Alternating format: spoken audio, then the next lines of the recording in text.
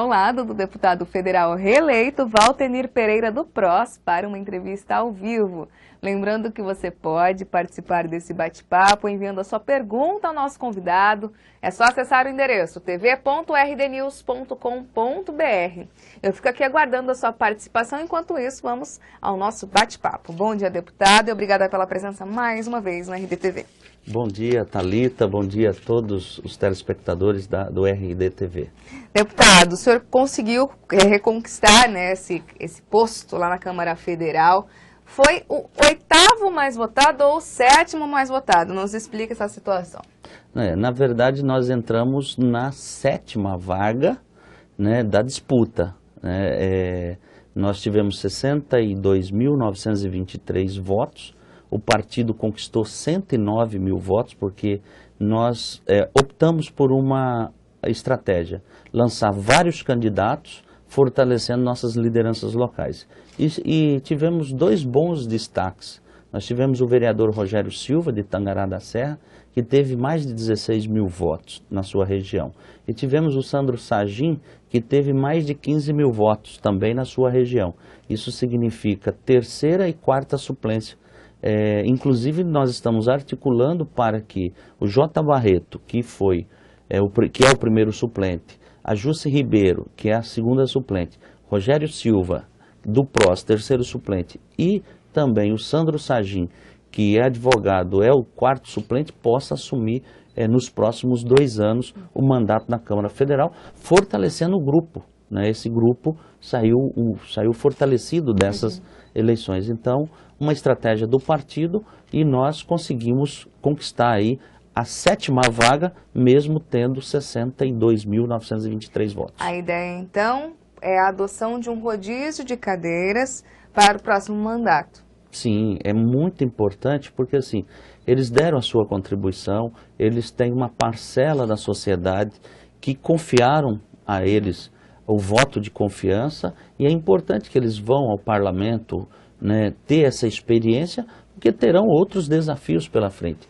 E é assim que faz política, somando, né, trazendo as lideranças para próximo do poder, para que elas possam exercer e os próximos desafios elas estejam fortalecidas para também fazer o enfrentamento. Deputada Fátima Lins se manifesta pelo chat, o parabeniza pela reeleição e, segundo ela, acredita que os votos que teve foram conquistados pelo reconhecimento do trabalho, que o senhor continue assim. Falando em trabalho, então, aproveitando o gancho da Fátima Lins, quais devem ser as bandeiras que o senhor deve continuar defendendo na Câmara Federal? Olha, nesse 2º mandato e também no primeiro, nós focamos atender as demandas da população. Nós construímos uma estratégia de visitar as bases, conhecer a realidade, diagnosticar problemas e necessidades e buscar a solução. E conseguimos levar recursos, investimento para todos os 141 municípios. Nós vamos continuar nessa mesma linha, mas nós vamos dar um foco especial para a área da saúde no estado de Mato Grosso. Para isso, nós já temos uma emenda este ano, uma emenda para a construção do novo Hospital Júlio Miller, que já está em construção, já tem 60 milhões empenhado, fruto da articulação da bancada de Mato Grosso junto à presidenta Dilma, mas ainda precisa de outros 60 milhões. E aí, através das nossas ações em Brasília, nós vamos fortalecer essa estratégia de construção do novo Hospital Júlio Miller e também atender as demandas nos municípios. Por exemplo, ontem eu estava em Brasília, essa semana, nós estamos conquistando R$1 milhão a mais para Campinápolis, onde nós vamos construir um hospital municipal, e lá nós temos a população indígena. Mais de 50% da população de Campinápolis é uma população indígena, né? E mais 550 mil para Brasnorte, para equipar o Hospital Municipal de Brasnorte. Então nós vamos continuar nessa linha de atuação, né? Principalmente focando a saúde. Mas tem 2 projetos importantes, 2 desafios.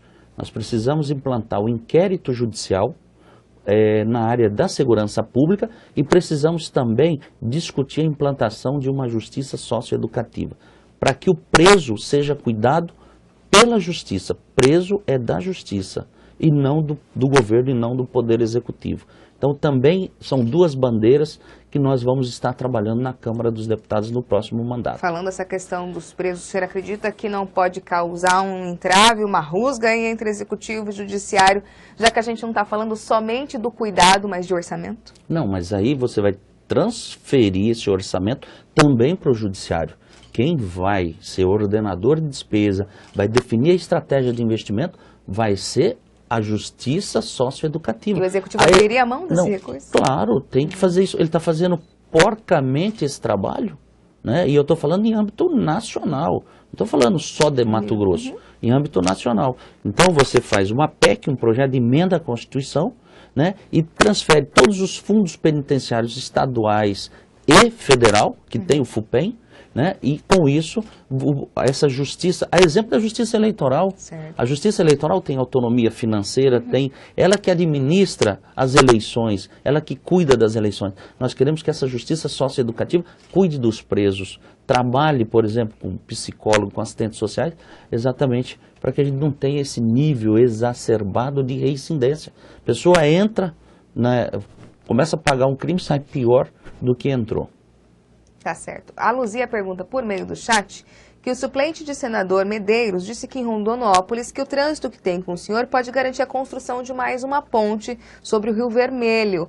Isso realmente procede? Luzia pergunta. Sim, eu estou à disposição. O Medeiros é uma liderança nova que chega ao Senado da República e tenho aqui, né, nós ajudamos a eleger o senador Medeiros em 2010, ele na condição aí de suplente do senador Pedro Tax, né, e nós estamos à disposição para somar esforços para ajudar a população de Mato Grosso, em especial essa ponte sobre o Rio Vermelho. Ainda falando sobre política mesmo, relacionamentos, como que o senhor pretende estabelecer essa relação com os colegas parlamentares eleitos para a bancada federal? A gente teve uma renovação até natural, porque muitos deles não saíram, do atual mandato não saíram à reeleição, mas existem novos nomes, novas lideranças nas cadeiras da Câmara Federal. Como o senhor pretende estabelecer esse contato, até aqueles que são de situação agora pelo governo Tax? De absoluto diálogo, né, e ajudar na construção de estratégias, somarmos esforços para poder defender os interesses de Mato Grosso. Isso é muito importante. É uma bancada pequena, 8 parlamentares, né, enquanto você tem bancadas como de São Paulo com 70, bancada de Minas com mais de 50, do Rio de Janeiro com mais de 40, também do Paraná, do Rio Grande do Sul, são bancadas grandes, né, e nós temos 8 parlamentares. Então, a somatória de esforços, a unidade da bancada é fundamental para poder ter força para defender os interesses de Mato Grosso. Então, nós vamos trabalhar nesta linha, como sempre trabalhamos, de fortalecimento das ações da bancada. O senhor acha que vai ser melhor esse mandato com esses novos deputados ou vai manter esse clima pacífico que foi desse mandato? Digo isso porque quando o deputado federal reeleito também, Nilson Leitão, esteve aqui, ele falou que houve muito trabalho independente dos nossos deputados federais, da nossa bancada, que não houve uma harmonia, uma sinergia entre os deputados. Faltou isso nesse mandato? Eu tive condições de dialogar com todos, eu não tive nenhuma dificuldade com nenhum dos colegas, né, que começaram comigo, aqueles que vieram depois, tivemos um diálogo tranquilo. E, evidentemente, cada um tem sua estratégia, né, para poder buscar atender os interesses de Mato Grosso. Então, a unidade é fundamental e vamos continuar trabalhando nessa linha do diálogo. Relacionamento com o governador eleito Pedro Tax, eleito pela oposição ao atual governo, o senhor apoiava o candidato Lúdio Cabral. Como que o senhor pretende estabelecer esse diálogo? Olha, vou continuar trabalhando com foco em melhorar a vida das pessoas, em atender o interesse da população. Na medida que a gente tenha uma necessidade de travar um diálogo com o governador, com as secretarias, nós vamos buscar esse diálogo. Então, estou absolutamente tranquilo para trabalhar e tenho certeza que a gente vai conseguir fazer um bom trabalho. A presidenta Dilma foi reeleita, nós apoiamos a presidenta Dilma do começo ao fim, né, desde o primeiro turno.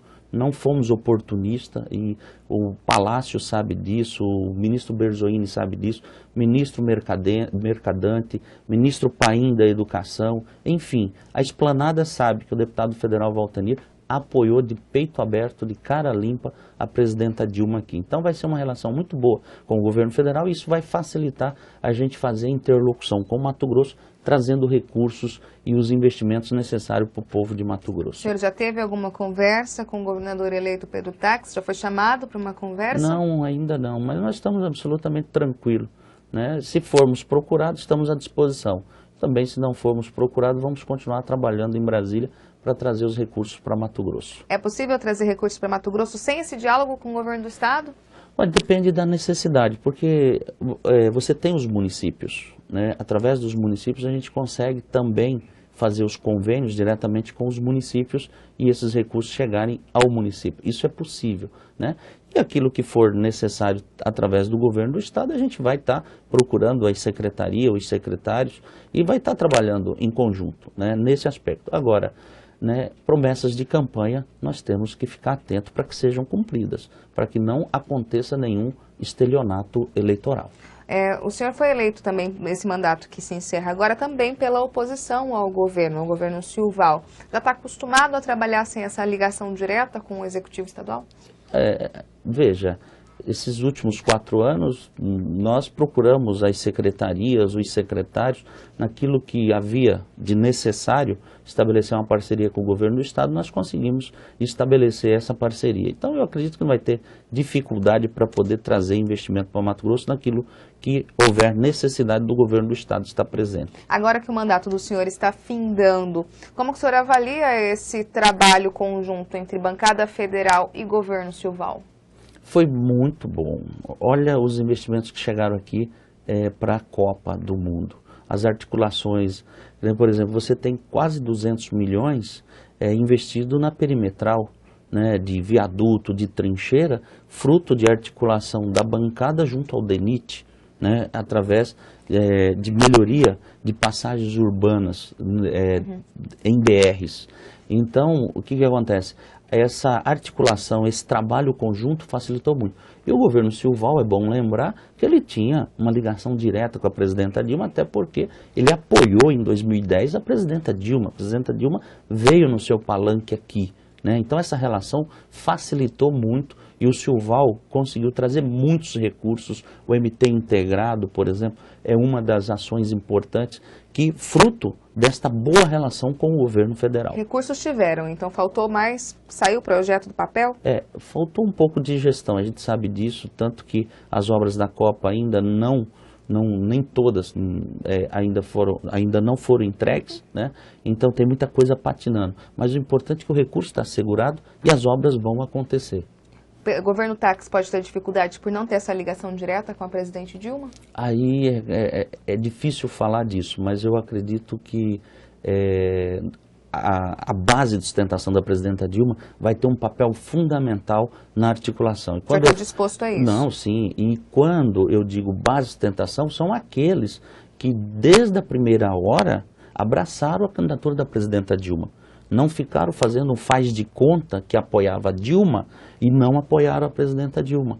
E ela sabe disso, né? O Mercadante sabe disso, o Berzoini sabe disso. O senhor diz respeito a lideranças mato-grossenses? Lideranças mato-grossenses que não se empenharam, que fizeram de conta que estavam apoiando a presidenta Dilma e não apoiaram a presidenta Dilma. Quem seriam essas lideranças? O Blairo, por exemplo, que não apareceu na campanha? Essa interlocução vai ser muito importante para esses que desde o começo ao fim trabalharam pelo apoio à presidenta Dilma. Repito a pergunta, essa interlocução não teria sido feita, por exemplo, pelo Blairo Maggi, considerado uma liderança? Eu não vou emitir nenhum juízo de valor. O que eu digo é o seguinte, o deputado federal Valtenir apoiou a presidenta Dilma do começo ao fim.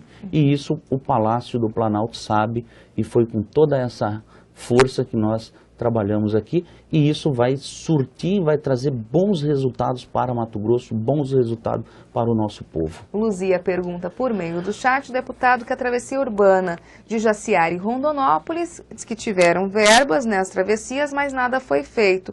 O que o senhor pode fazer como deputado para que o dinheiro seja devolvido para as obras, né, Luzia, creio eu?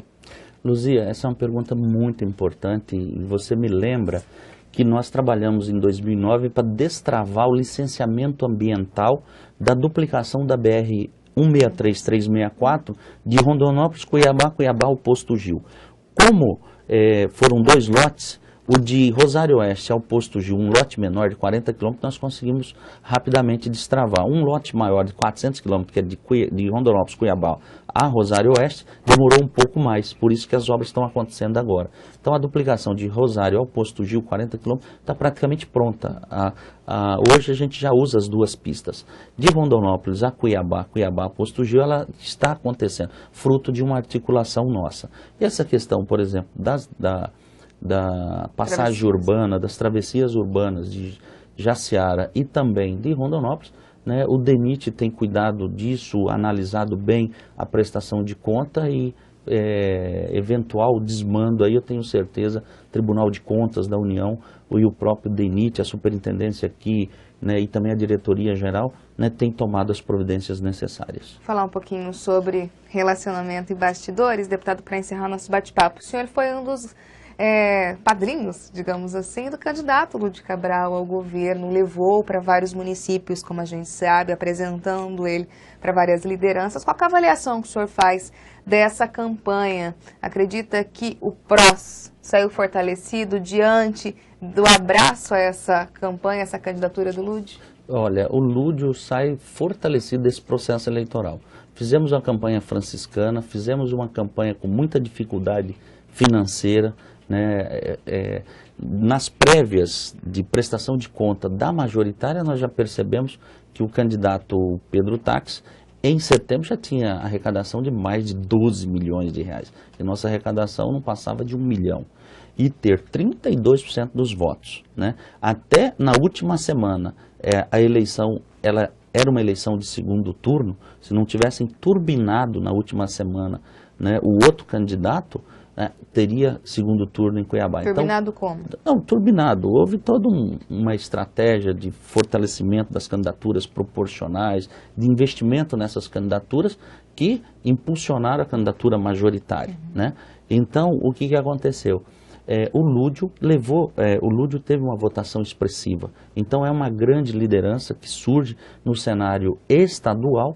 E nós vamos estar trabalhando para fortalecer essa liderança, porque virão novos desafios pela frente. Com relação ao PROS, nós vamos continuar fortalecendo o PROS, organizando ele no estado de Mato Grosso, levando investimento lá para o município, para fortalecer a nossa liderança no município, o nosso vereador, o nosso prefeito, o nosso vice-prefeito, e também atrair novas lideranças para fortalecer os nossos quadros, para a gente fazer bonito nas eleições de 2016, ter aí vários prefeitos, nós temos 14 hoje, somos a terceira maior força partidária em número de prefeitos, chegar no mínimo 25, né, sairmos de 11 vice-prefeitos para no mínimo 25 vice-prefeitos, e sair de 168 vereadores para 250 vereadores. Já estão pensando nas eleições de 2016? Nós já, antes mesmo da eleição de 2014, nós já temos esse planejamento estratégico. O senhor deve pleitear algum cargo em 2016? A prefeitura de Cuiabá? Vai depender da base do partido, da organização. O foco agora é fortalecer, pensar em candidatura em 2016, março de 2016. Agora é hora de fortalecer as nossas lideranças. Esse resultado, para encerrar nosso bate-papo, deu um fôlego para o senhor, enquanto liderança do PROS, depois de todos aqueles problemas que tivemos com a saída do senhor do PSB e as rusgas que a gente sabe que ocorreram com o prefeito Mauro Mendes e com o Luciane Bezerra, principalmente? Olha, no PROS nós temos uma tranquilidade. Dá para você tocar um partido com muito diálogo, né, com construção de estratégia em conjunto com todos que vieram para o partido. Então, nós temos um ambiente muito tranquilo para construir o futuro de Mato Grosso. O senhor consegue, então, ter esse fôlego? Não, estamos absolutamente tranquilos no novo partido.